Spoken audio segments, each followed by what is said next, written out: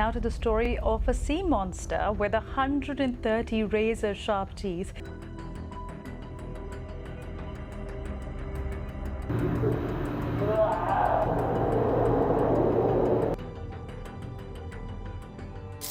The Euphrates River is receding, and what is emerging from its bed is leaving the entire region in a silence that feels almost breathless. Cracked banks of mud stretch outward, long fissures carved like knife wounds, and deep openings appear like the mouths of caverns that have slept for thousands of years. Locals say they have begun to hear a low rumble rising from beneath the ground, a sound that is neither wind nor thunder, but something deeper, like a massive breath, released after ages of restraint. Could it be the sound of angels being set free as the waters withdraw? Or has human interference awakened something that was never meant to rise? Come with us as we descend into the depths of this river to uncover what is truly happening here. As the legendary river slowly dries to a bare bed under relentless heat, a mysterious curtain of history, or perhaps of fate, begins to lift.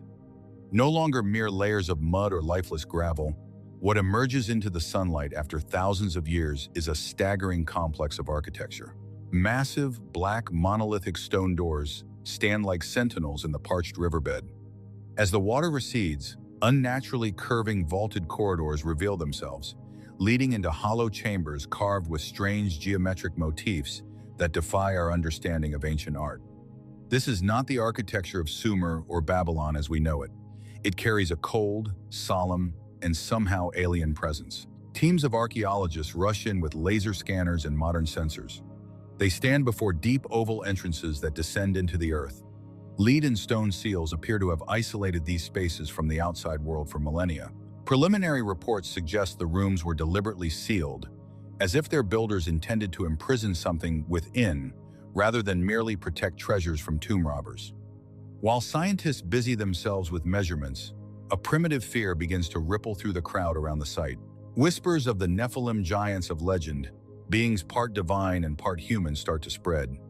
Talk turns to fallen angels punished long ago, and passages of scripture once dormant in devout households suddenly awaken. The most terrifying connection is the passage in Revelation about the Euphrates River. Legend speaks of 4 angels bound beneath this great river, held until a specific hour, day, month, and year when they are to be released. If the river, their natural shackles, disappears, that release could unleash upheaval that would alter the face of the world. Scientists try to calm the public with necessary caution. They warn that conclusions are premature without DNA analysis, skeletal studies, and precise dating. They peer through microscopes for dust of the past, material evidence of a forgotten civilization. Yet amid the clatter of machines and the media frenzy, the central question hangs: what if the prophecies are true?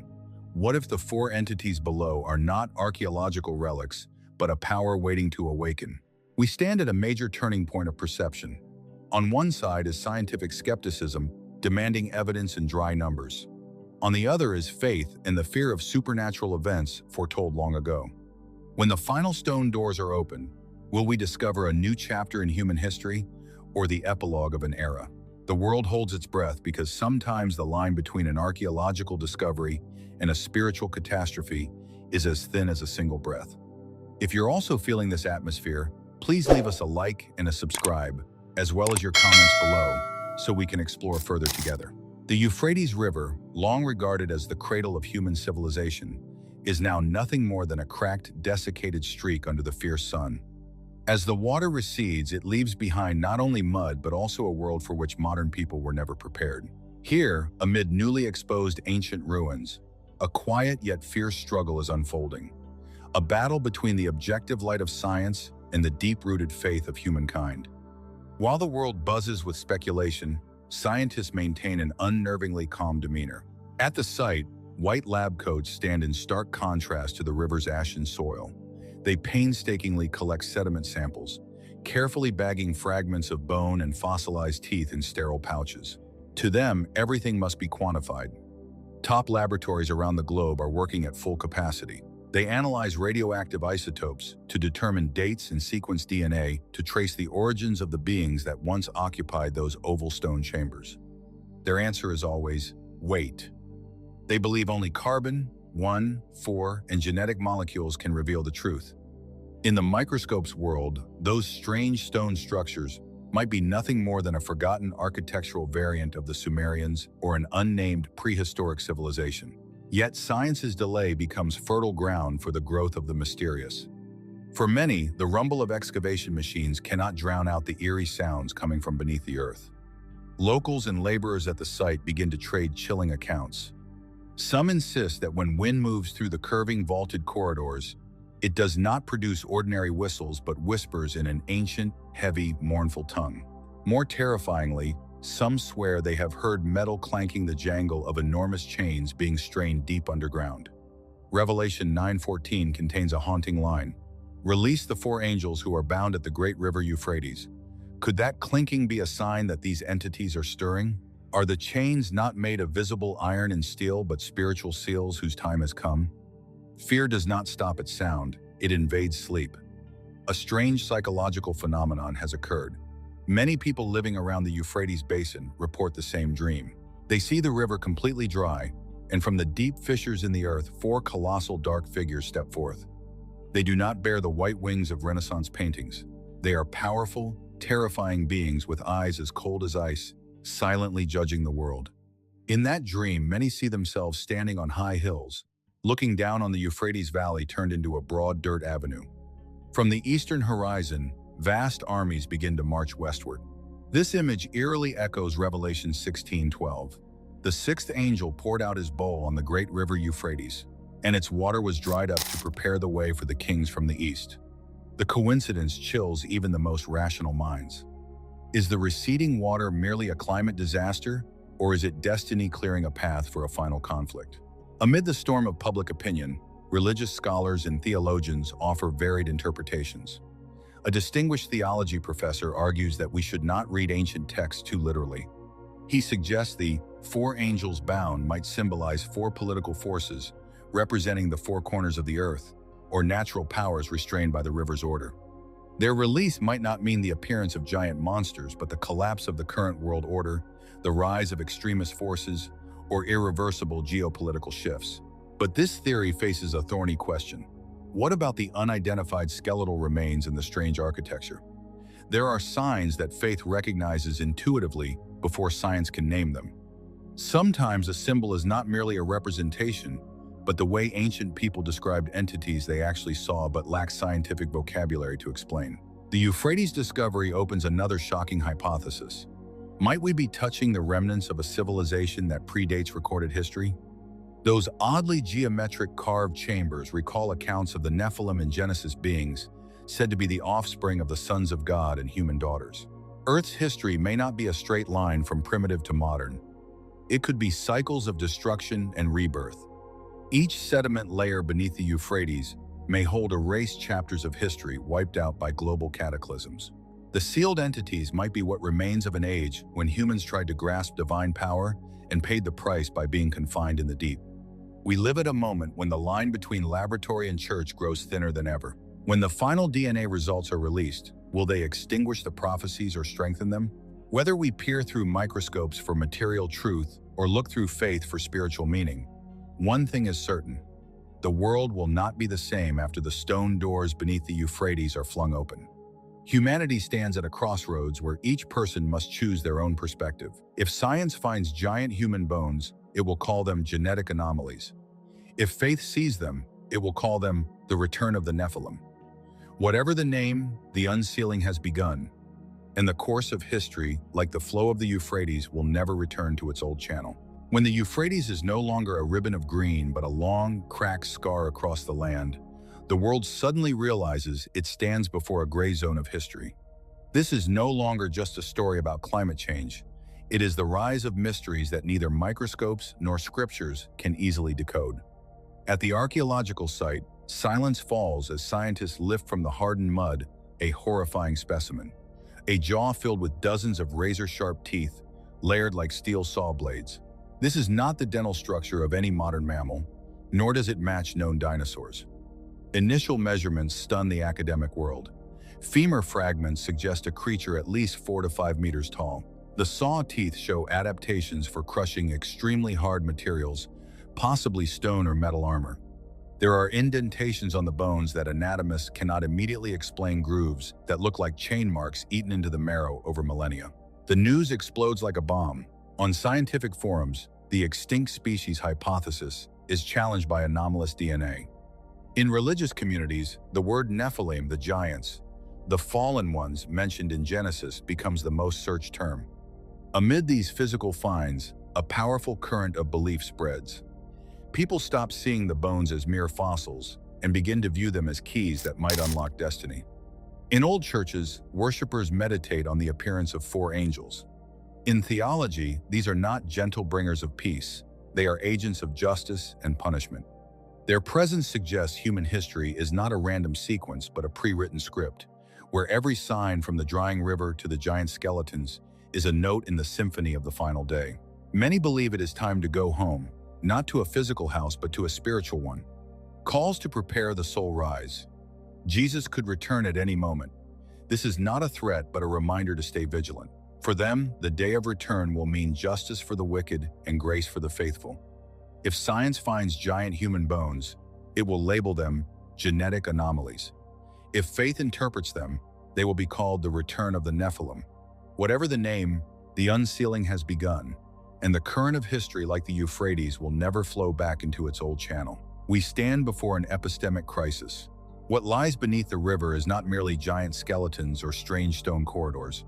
These are puzzle pieces of a panoramic picture of human destiny that science and faith are each trying to complete in opposing ways. Let us know which side of the crossroads you're on by leaving a like or a comment below. In sterile laboratories lit by cold white light, anatomists and geneticists confront specimens that defy established evolutionary rules. The skeletons recovered show denser bone structure, sizes far beyond ordinary gigantism, and, most strikingly, jaws lined with dozens of saw-like teeth. A leading scientist who has spent a lifetime studying ancient primates admitted, "We are looking at a physical form engineered to withstand tremendous pressures or to perform tasks modern humans cannot imagine." Yet that calm, methodical stance creates a gulf with the public. Science demands clean data and time to decode DNA, while the outside world hungers for answers that feel existential. Scientists call this anomalous data. But through the flow of history, what science labels anomalous often turns out to be truths buried beneath layers of time. If these skeletons are indeed the Nephilim of Genesis 6-4, there were giants on the earth in those days, then they are not mere archaeological relics. They are material evidence of an era when the boundary between the sacred and the profane was blurred. While researchers toil over test tubes, another storm rages online. Clips of wind whistling through the river's vaulted fissures, amplified and processed to sound like metal striking metal, have drawn billions of views. Fear has been commodified. Opportunists exploit curiosity and belief to manufacture apocalyptic narratives, sowing needless panic. Yet amid the noise, one undeniable fact remains: humanity is trembling. To the public, the river's drying is no longer a mere natural event. It is seen as an hourglass running its final grains. The release of these angels is perceived not simply as unfastening restraints, but as unleashing spiritual and historical forces long held in check. Scientific critics argue that faith is a form of escape from harsh reality. They say people would rather believe in fallen angels than accept that we are random creatures in an indifferent universe. Still, there are things microscopes never touch. The shiver a person feels standing before the soaring vaulted corridors beneath the river architecture that breathes power more than utility. The uncanny match between thousands shared dreams of an army from the east and Revelation 16:12, where the sixth bowl dries the Euphrates to prepare the way for the kings of the east, cannot be dismissed as mere coincidence. Microscopes can explain bone microstructure, but they cannot explain why humanity feels an overwhelming spiritual impulse the moment the waters recede. Human intuition is a superior sensor. It recognizes signs of the eternal before reason can name them. We sense a liturgical event where history is no longer a dry line, but a circle drawing closed. Amid fake news and the dryness of scientific reports, one core value must be reaffirmed: steadfastness. True faith is not fanaticism that breeds panic, nor is it stockpiling supplies or hiding in caves.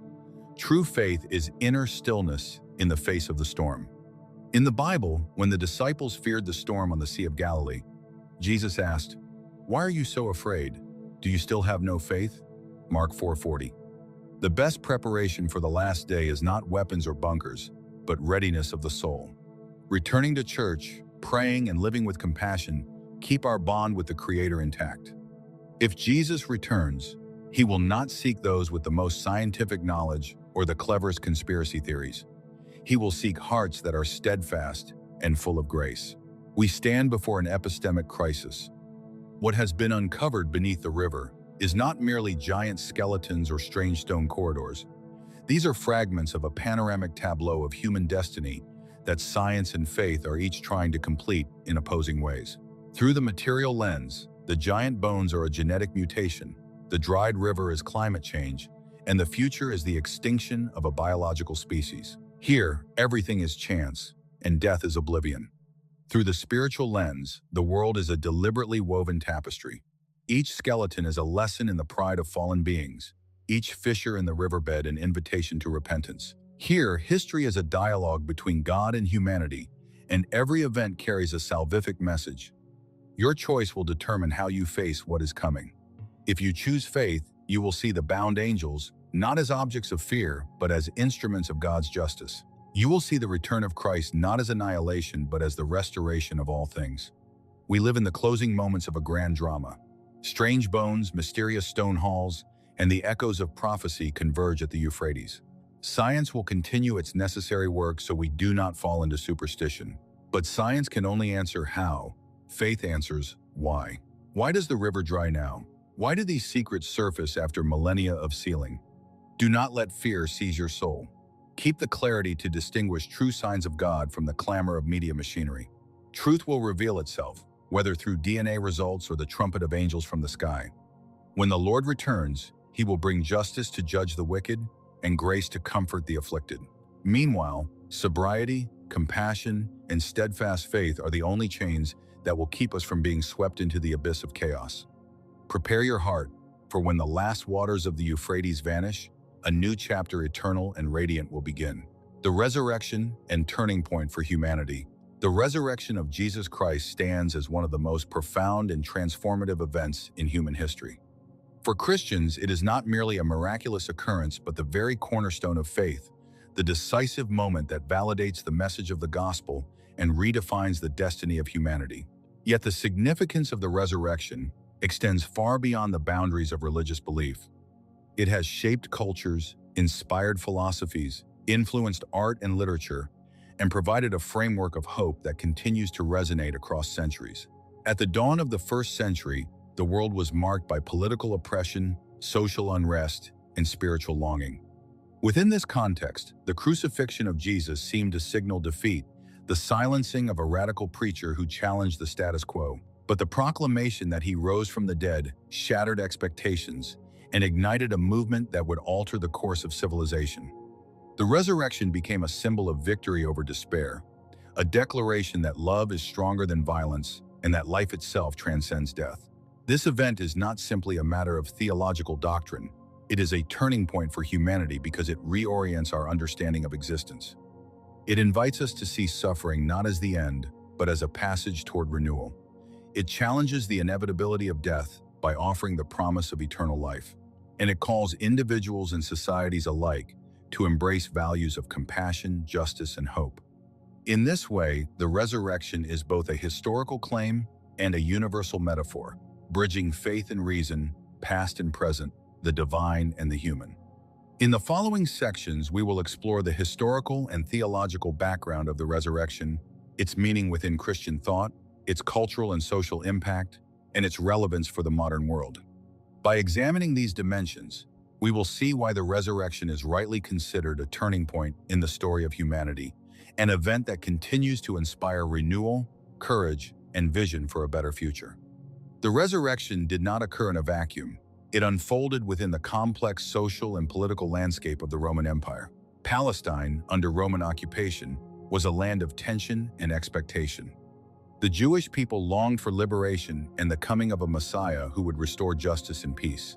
Against this backdrop, Jesus of Nazareth emerged as a teacher and healer, proclaiming the kingdom of God and challenging both religious authorities and imperial power. From a historical perspective, Crucifixion was a brutal method of execution reserved for rebels and criminals. To the Roman authorities, Jesus' death was meant to extinguish a potential threat. To many observers, it seemed to mark the end of his mission. Yet within days, his followers began to proclaim that he had risen from the dead. This radical claim transformed the meaning of the crucifixion.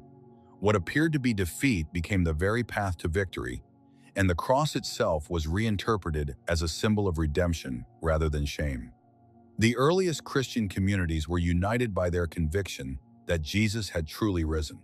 Accounts of appearances to Mary Magdalene, Peter, and the disciples provided the foundation for their preaching. These testimonies were not abstract theological reflections, but lived experiences that emboldened ordinary men and women to spread the message despite persecution. The resurrection thus became the catalyst for the rapid growth of Christianity, turning a small sect into a movement that would eventually reshape the Roman world. From the beginning, the resurrection was understood not only as a miraculous event, but as the decisive act of God in history. It confirmed Jesus' identity as the Son of God and validated his teachings. The Apostle Paul, writing to the Corinthians, declared that if Christ has not been raised, your faith is futile. In other words, the resurrection was not an optional belief, but the very heart of Christian theology. It established the promise of eternal life, the assurance of forgiveness, and the hope that death itself had been conquered. The resurrection carries a depth of meaning that transcends the boundaries of theology and enters the realm of human existence itself. At its core, it is the proclamation that death does not have the final word, that despair can be overturned, and that the apparent end of all things can become the beginning of something new. For the earliest Christians, this was not an abstract idea but a lived conviction. They believed they had encountered the risen Christ, and this experience transformed their fear into courage, their silence into proclamation, and their grief into joy. Without the resurrection, the crucifixion would have remained a tragic episode in history. With it, the cross became the symbol of salvation and hope. Theologically, the resurrection affirms the power of God to bring life out of death, light out of darkness, and meaning out of suffering. It validates the teachings of Jesus, confirming that his message of love, forgiveness, and justice was not extinguished by violence but vindicated by divine action. It also establishes the foundation of Christian eschatology, the belief that human destiny is not confined to mortality, but opens onto eternal life. This conviction reshaped the worldview of countless generations, offering a horizon of hope that extended beyond the grave. Yet the significance of the resurrection is not limited to the realm of faith. It has inspired art, literature, and philosophy, becoming a metaphor for renewal and transformation in every age. Painters have depicted the empty tomb as a burst of light breaking through darkness. Poets have celebrated it as the triumph of life over decay. Philosophers have reflected on its implications for freedom, meaning, and human dignity. In each case, the resurrection serves as a lens through which humanity interprets its deepest struggles and aspirations. For societies marked by oppression, the resurrection has symbolized liberation. For individuals burdened by guilt or despair, it has offered forgiveness and hope. For cultures searching for meaning, it has provided a narrative of renewal that speaks to the human longing for transcendence. In this way, the resurrection is not only a historical claim, but a universal story, one that continues to resonate with people across traditions and contexts. It is a reminder that even in the darkest hour, the possibility of new life remains, and that history itself can be reoriented by the power of hope. The cultural and social impact of the resurrection has been immense, shaping not only the trajectory of Christianity, but also the wider development of human civilization. What began as the testimony of a small group of disciples soon became the foundation of a faith that spread across the Roman Empire and beyond, influencing laws, ethics, and communal life. The courage of those early believers, who proclaimed the risen Christ despite persecution, inspired countless others to embrace a vision of life rooted in hope rather than fear. This transformation of outlook, seeing death not as an end, but as a passage, gave communities resilience in the face of suffering and oppression. Art and literature have been profoundly marked by the resurrection. From the earliest frescoes in Roman catacombs to the grand canvases of Renaissance masters, the empty tomb and the risen Christ have been depicted as symbols of light breaking through darkness. Music, too, has echoed this theme.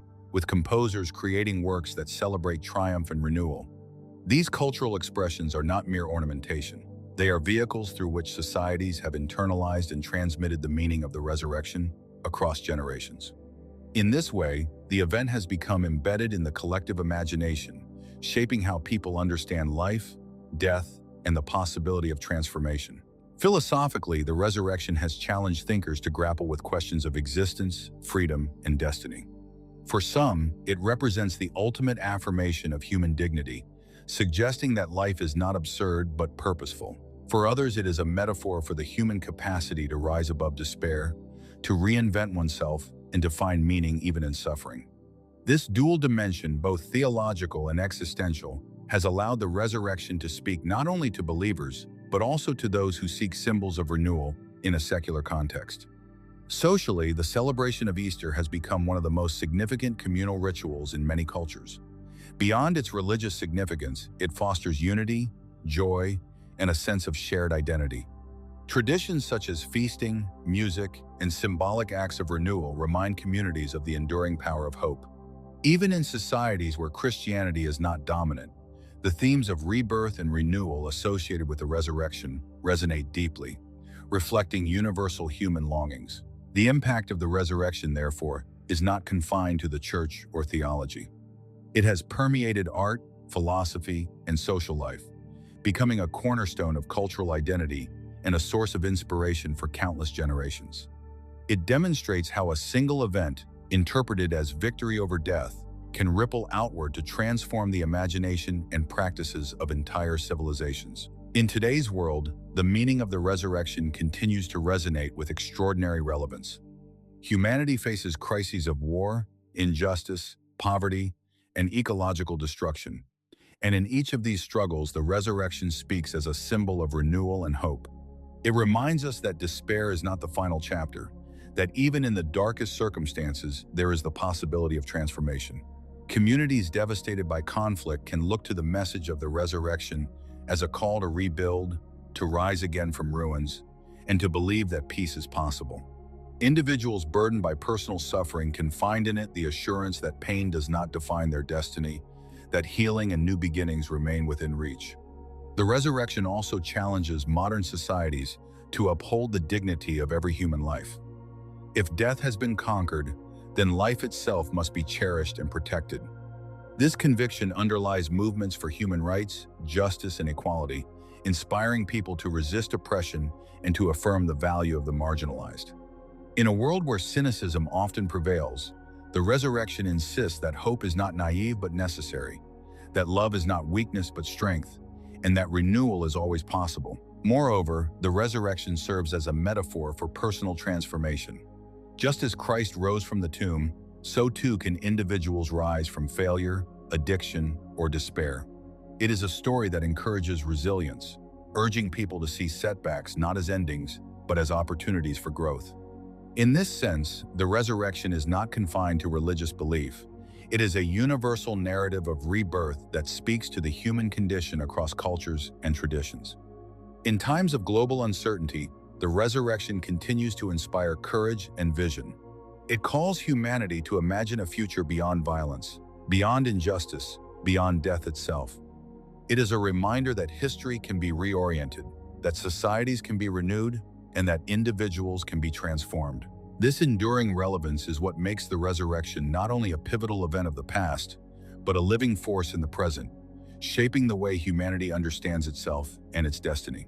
The resurrection, when viewed in its entirety, emerges as a decisive turning point in the story of humanity. It is not simply an event confined to the past, nor merely a doctrine preserved within the walls of the church. It is a living reality that continues to shape the way people understand life, death, and the possibility of renewal. By transforming the meaning of suffering and redefining the horizon of human destiny, the resurrection has given countless generations the courage to endure hardship and the vision to pursue justice, compassion, and peace. Its influence has been felt across cultures and centuries, inspiring art, literature, philosophy, and social movements. It has provided a language of hope in times of despair, a symbol of liberation in contexts of oppression, and a narrative of rebirth for individuals and communities alike. In every age, the resurrection has reminded humanity that endings can become beginnings, that darkness can give way to light, and that love can triumph over violence. Ultimately, the resurrection is more than a religious claim. It is a universal message that speaks to the deepest longings of the human heart. It affirms that life is stronger than death, that hope is stronger than despair, and that renewal is always possible. In this sense, it truly stands as a turning point for humanity, inviting us to live not in fear of the grave but in the confidence of new life. It calls us to embrace a vision of existence marked by love, justice, and hope, a vision that continues to inspire and transform the world today. The promise of Christ's return. The promise of Christ's return has always been a central pillar of Christian faith, standing as a continuation of the hope inaugurated by the resurrection. If the resurrection was the decisive victory over death, then the promise of the second coming is the assurance that history itself will be brought to completion under God's justice and love. For the earliest believers, this expectation was vivid and immediate. They lived with the conviction that the risen Lord would soon return to establish the fullness of the kingdom of God. This anticipation gave them courage in persecution, patience in suffering, and a vision of life that transcended the limits of the present age. Over the centuries, the promise of return has been interpreted in many ways, but its essence remains the same. It is a declaration that history is not meaningless, that injustice will not endure forever, and that renewal is certain. This belief has shaped the moral and spiritual life of communities, urging them to live with vigilance and integrity, as though preparing for a great encounter. It has also provided comfort to those enduring hardship, reminding them that their struggles are temporary and that ultimate restoration lies ahead. In this way, the promise of return is not only about the future, it transforms the present, calling humanity to embody love, justice, and hope here and now. Culturally, the expectation of Christ's return has inspired hymns, prayers, and works of art that depict him as the triumphant king or radiant judge. These images have reinforced the conviction that history is moving toward fulfillment, that the brokenness of the world will one day be healed. Philosophically, the promise has raised profound questions about time, destiny, and the meaning of history. For many, it is a reminder that human existence is not a closed cycle, but a journey with a goal, a consummation in which all things are renewed. Even beyond Christian tradition, the motif of return resonates as a universal symbol of restoration, the hope that what is lost can be recovered and what is fractured can be made whole. In the modern world, this promise continues to speak powerfully. In times of war, injustice, and ecological crisis, it assures humanity that the story is not finished, that beyond the chaos of the present lies a horizon of peace and renewal. It calls people to resist despair, to live with hope, and to believe that love and truth will ultimately prevail. Just as the resurrection was a turning point in the past, the promise of Christ's return is a beacon for the future, guiding humanity toward a vision of life that is whole, just, and eternal. It is not merely a doctrine of expectation, but a living force that inspires courage, shapes moral responsibility, and sustains the hope that history itself will be redeemed. The promise of Christ's return, when unfolded in its full depth, becomes not only a doctrine of expectation, but a vision that reorients the way humanity perceives time, justice, and destiny. It assures believers that history is not a random sequence of events, but a narrative moving toward fulfillment. This conviction has given countless generations the strength to endure suffering, knowing that injustice and oppression are temporary and that renewal is certain. The anticipation of return has also shaped moral responsibility. It calls people to live with vigilance, compassion, and integrity, as though preparing for a great encounter with the Lord of history. Throughout the centuries, this promise has been expressed in liturgy, hymns, and art, portraying Christ as the triumphant king who will restore all things. These cultural expressions have reinforced the conviction that the brokenness of the world will one day be healed. Philosophers and theologians have reflected on the meaning of this expectation, seeing in it a profound affirmation that human existence is purposeful, that time itself is directed toward consummation, and that the story of humanity will not end in chaos, but in renewal. Even outside the Christian tradition, the motif of return resonates as a universal symbol of restoration, the hope that what is fractured can be made whole, and that what is lost can be recovered. In the modern age marked by wars, ecological crises, and social upheaval, the promise of return continues to speak powerfully. It assures humanity that despair is not the final word, that beyond the turbulence of the present lies a horizon of peace and justice. It calls people to resist cynicism, to live with hope, and to believe that truth and love will ultimately prevail. This expectation is not passive waiting but active preparation. It inspires communities to embody the values of the kingdom here and now, to work for justice, to care for creation, and to live in solidarity with the marginalized. Ultimately, the promise of Christ's return complements the resurrection by extending its hope into the future. If the resurrection was the turning point of the past, then the promise of return is the beacon of the future, guiding humanity toward a vision of life that is whole, just, and eternal. It is a reminder that history itself will be redeemed, that suffering will be transformed, and that love will have the final victory.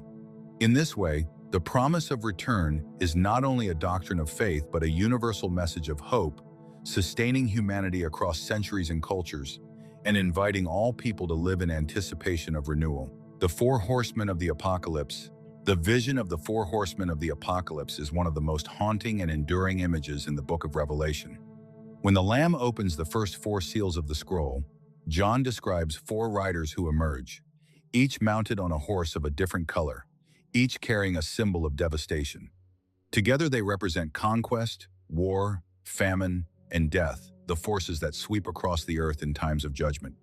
This sequence is not only a biblical prophecy, but also a profound reflection on the cycles of human history, where ambition leads to conflict, conflict leads to scarcity, and scarcity culminates in mortality. The first rider appears on a white horse, wearing a crown and carrying a bow. Interpretations of this figure vary.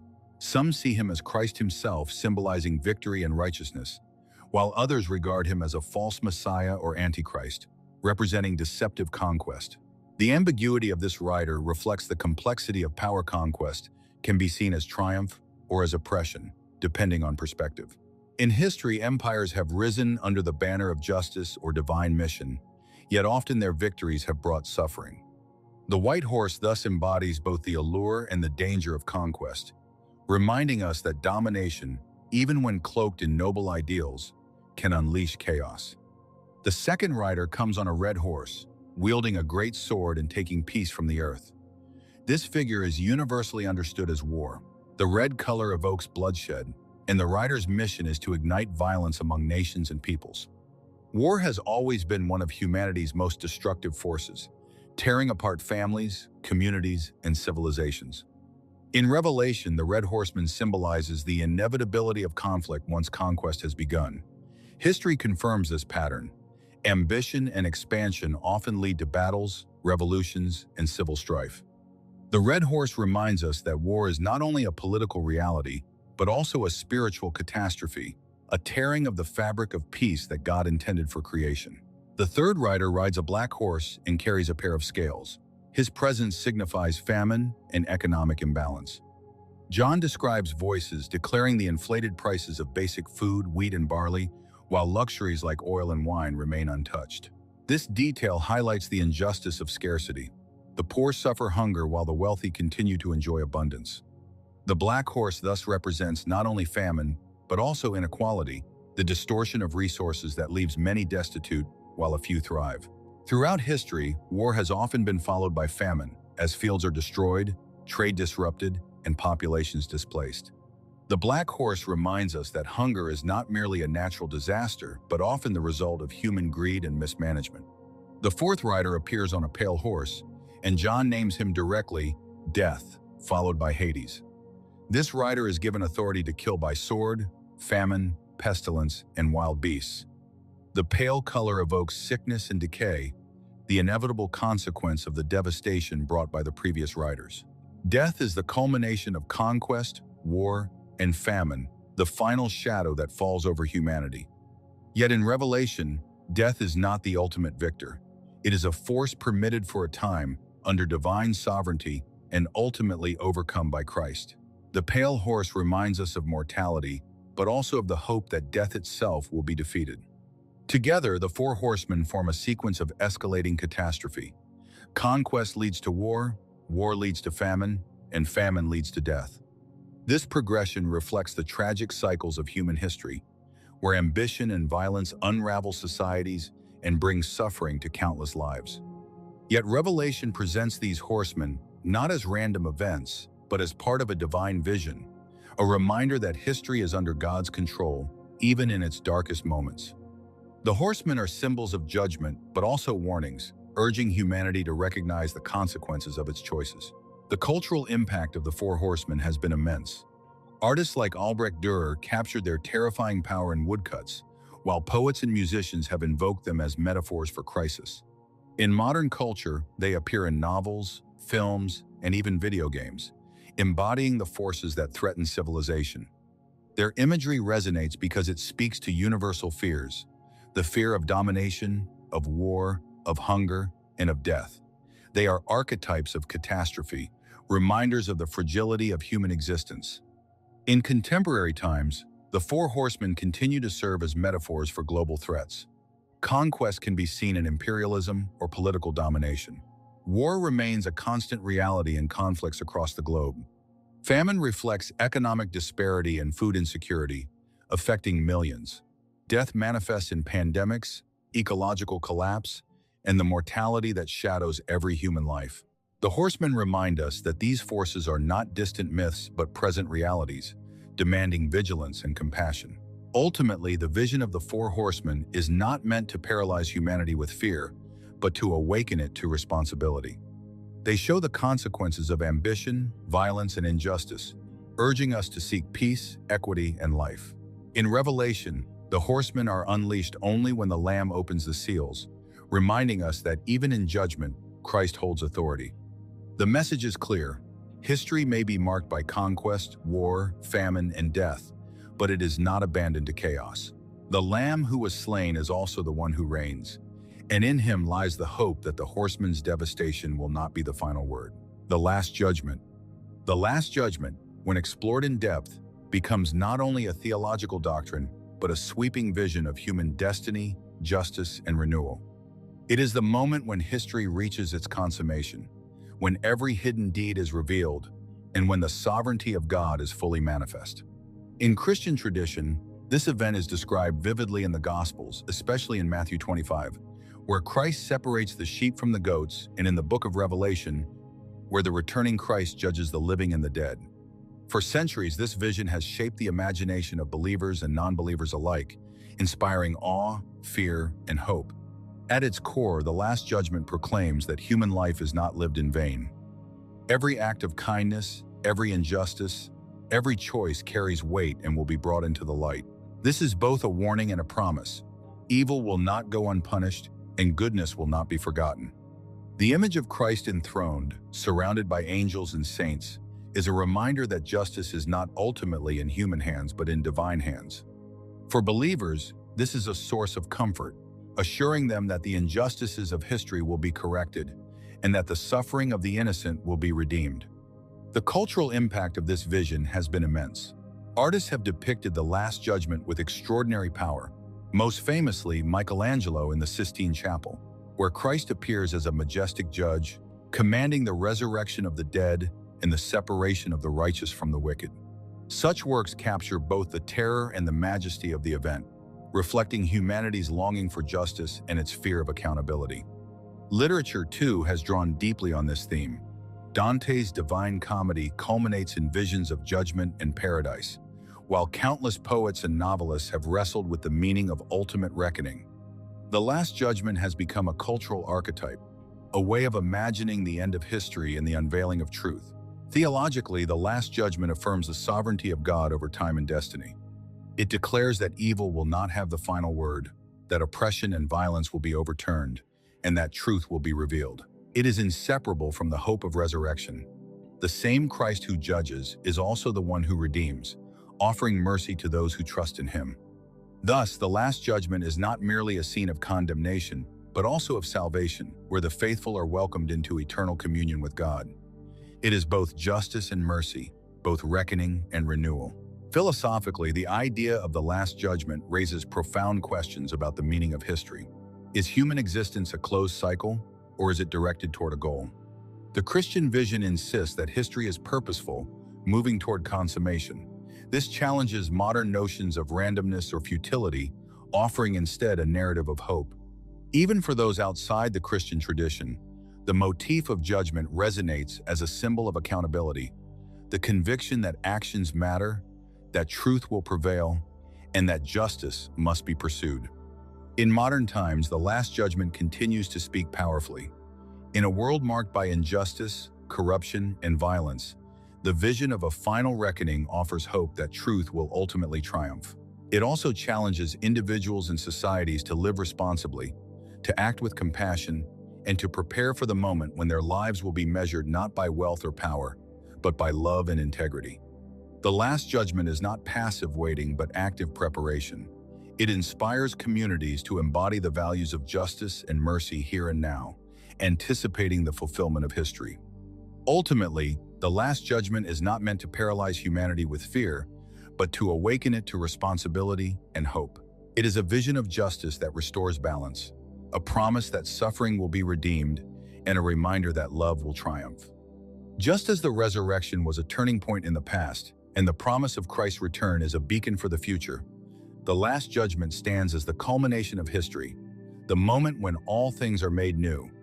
It is both a warning and a promise, a vision of accountability and a proclamation of hope, inviting humanity to live in the light of eternity.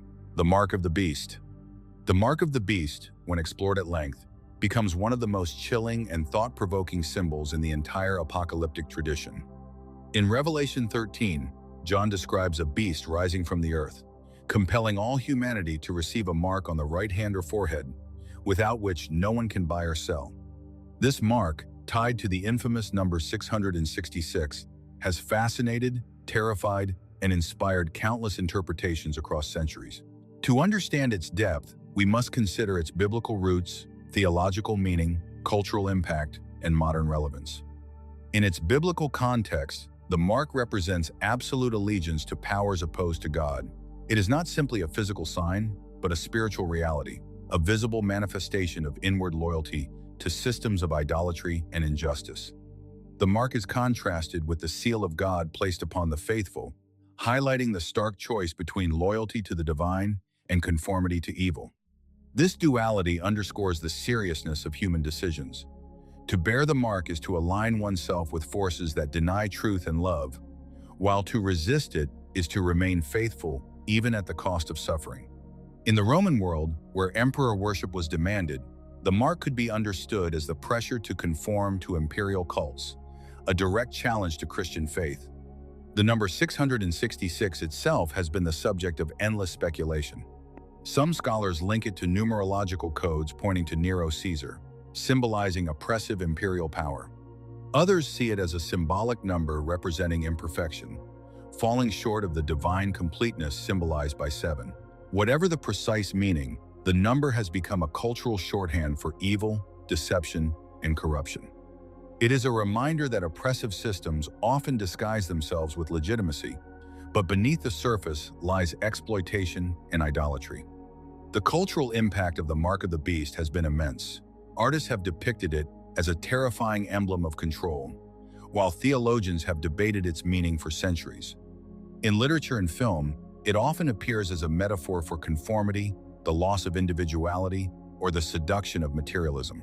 The number 666 has entered popular culture, appearing in novels, music, and everyday speech as a symbol of sinister forces. This widespread resonance reflects humanity's deep fear of losing freedom and identity to powers beyond its control. Theologically, the Mark of the Beast serves as a warning against idolatry and compromise. It reminds believers that faithfulness may require resistance to systems that demand allegiance at the expense of truth. It also highlights the economic dimension of oppression. Those without the mark cannot buy or sell, illustrating how injustice often manifests in control over resources and trade. In this way, the mark is not only a spiritual symbol, but also a critique of economic exploitation and social coercion. It warns that evil often operates through economic systems that enslave people to material desires and strip away dignity. In modern times, the Mark of the Beast continues to be invoked in discussions of technology, surveillance, and globalization. Some interpret it as a warning against systems that reduce human beings to numbers or data, stripping away individuality and freedom. Others see it as a metaphor for consumerism, the way economic systems can enslave people to material desires.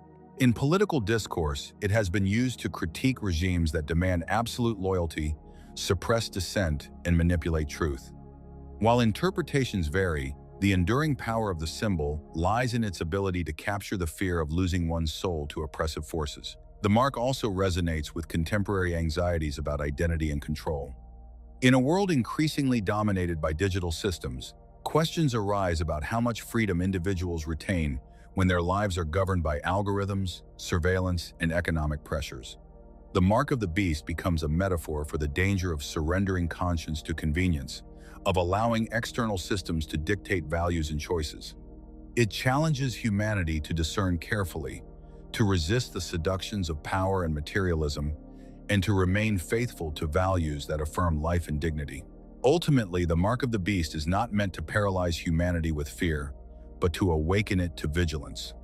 It is a reminder that choices matter, that allegiance to truth and love may require resistance to powerful systems of deception. Just as the seal of God represents protection and faithfulness, the mark represents compromise and submission. The vision challenges humanity to discern carefully, to resist the seductions of power and materialism, and to remain faithful to values that affirm life and dignity. In this way, the mark of the beast is both a warning and a call to courage, urging humanity to live in freedom and truth even in the face of oppression. New heaven and new earth.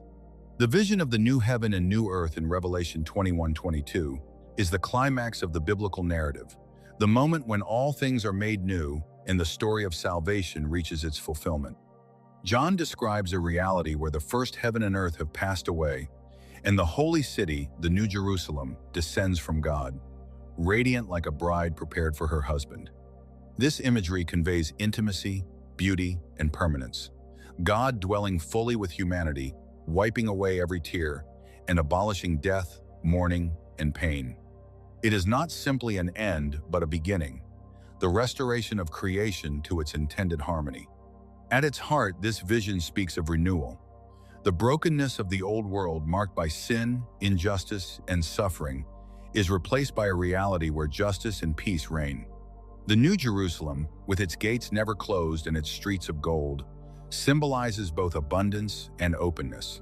Nations walk by its light, and the river of life flows from the throne of God, nourishing the tree whose leaves are for the healing of the nations. This imagery is profoundly theological. Salvation is not merely individual but cosmic, encompassing the renewal of all creation. The curse of sin is undone, and the harmony of Eden is restored on a universal scale. The cultural impact of this vision has been immense. Artists have painted the radiant city descending from heaven, poets have celebrated the promise of renewal, and composers have set to music the joy of eternal communion. Michelangelo's frescoes, Dante's Paradiso, and countless hymns have drawn inspiration from this vision. It has also influenced social movements, inspiring communities to embody the values of the kingdom, justice, compassion, and peace, even in the present age. The new heaven and new earth are not only a future hope but also a present challenge, to live as citizens of that city now, building societies that reflect its values. Philosophically, the vision raises profound questions about time and destiny. Is history doomed to endless cycles of violence and decay, or is it moving toward fulfillment? Revelation insists on the latter. History is purposeful, directed toward consummation. This challenges despair and nihilism, offering instead a narrative of hope. It affirms that the struggles of the present are not meaningless but part of a larger story that ends in renewal. Even for those outside the Christian tradition, the motif resonates as a universal symbol of restoration, the hope that what is broken can be healed and what is lost can be recovered. In modern times, the promise of a new heaven and new earth continues to speak powerfully. In a world marked by war, ecological crisis, and inequality, it assures humanity that despair is not the final word. It calls people to resist cynicism, to live with hope, and to believe that renewal is possible. It also challenges societies to embody the values of the new creation here and now, to work for justice, to care for the earth, and to live in solidarity with the marginalized. The vision is not passive waiting but active preparation, inspiring communities to anticipate the fulfillment of history by living its values in the present. Ultimately, the new heaven and new earth are the consummation of all things, the eternal dwelling of God with humanity. They represent restoration, hope, and beauty. They assure humanity that suffering will be redeemed, that death will be defeated, and that love will triumph. Just as the resurrection was the turning point of the past, and the last judgment is the reckoning of history, the new heaven and new earth are the eternal horizon, the promise that all things will be made new. It is a vision that continues to inspire, comfort, and challenge, inviting humanity to live in anticipation of renewal and to embody the values of the kingdom even now. The conclusion of all these themes, resurrection, the promise of return, the four horsemen, the last judgment, the mark of the beast, and finally the new heaven and new earth comes together in a sweeping vision of human destiny. Each image in Revelation carries its own weight. The resurrection as victory over death, the promise of return as hope for fulfillment, the horsemen as warnings of chaos, the judgment as the assurance of justice, the mark as a caution against compromise, and the new creation as the ultimate restoration. Together they form a narrative arc that moves from despair to hope, from destruction to renewal, from mortality to eternal life. The river Euphrates, mentioned in Revelation 16, adds another layer to this vision. When its waters are dried up, it prepares the way for kings from the east, symbolizing the gathering of forces for the final confrontation. The Euphrates was a boundary of ancient empires, a line between civilizations, and in the apocalyptic vision it becomes a stage for the last struggle between good and evil. Its drying up signifies the removal of barriers, the unleashing of conflict, and the approach of the decisive moment. Yet even this ominous image is not the end. It is part of the unfolding drama that culminates in the triumph of God's kingdom. Taken together, these symbols remind us that history is not random, but purposeful. The horsemen show the cycles of human violence and suffering. The mark warns of surrendering conscience to oppressive powers. The judgment assures that justice will prevail. The promise of return keeps hope alive. And the new heaven and new earth reveal the destiny of renewal. The Euphrates, as a boundary broken, reminds us that even the greatest obstacles will be overcome in the movement toward consummation. The message is clear. Chaos may rage, but it is not final. Death may reign, but it will be defeated. Injustice may persist, but it will be judged. Culturally, these images have shaped art, literature, and philosophy for centuries. They have given humanity a language to express fear, longing, and hope. They have inspired resistance against tyranny, comforted the oppressed, and challenged societies to pursue justice. In modern times, they continue to resonate. The horsemen as metaphors for war, famine, and death. The mark as a warning against consumerism and surveillance. The judgment as a call to accountability. The new creation as a vision for ecological and social renewal. The Euphrates itself can be seen as a symbol of geopolitical tension, reminding us that history's boundaries are fragile and that conflicts often prepare the way for transformation. The conclusion of Revelation is not despair, but hope. The Lamb who was slain reigns, the tears of humanity are wiped away, and death itself is no more. The New Jerusalem descends, radiant and open, welcoming all nations into its light. The river of life flows, healing the nations, and the curse is undone. This is the final word. Not destruction, but renewal. Not chaos, but harmony. Not fear, but love. The drying of the Euphrates, the terror of the horsemen, the severity of the judgment, and the threat of the mark are all stages in a drama that ends in restoration. Thus, the conclusion of the whole vision is both a warning and a promise. It warns humanity of the consequences of ambition, violence, and compromise. But it promises that beyond all this lies renewal. It calls us to vigilance, to faithfulness, to justice, and to hope. It invites us to live even now as citizens of the new heaven and new earth, resisting the mark of oppression, preparing for the judgment with compassion, and facing the horsemen with courage. In this way, Revelation is not only a prophecy of the end, but a guide for the present, teaching us to live in light of eternity. This is the final synthesis. The story of Revelation is not about the end of the world, but about the transformation of the world. It is about the triumph of love over violence, justice over oppression, and life over death. The Euphrates may dry, the horsemen may ride, the beast may mark, but the Lamb reigns and the new creation awaits. That is the ultimate conclusion. Hope stronger than despair, renewal stronger than destruction, and God dwelling with humanity forever. Thank you for watching this video to the end. If this story made you think, don't forget to like, share, and subscribe to the channel to stay with us for the next revelations.